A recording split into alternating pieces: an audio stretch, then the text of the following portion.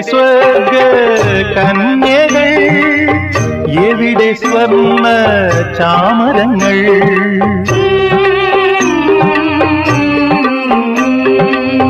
എവിടെ സ്വർഗ കന്യകൾ, എവിടെ സ്വർണ്ണ ചാമരങ്ങൾ?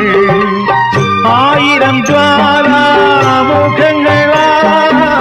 ജ്ഞാനമുണരും തുടിമുഴങ്ങി ഇന്ദുലേഖ കൺതുറന്നു ഇന്നുരാവും സാന്ദ്രമായി.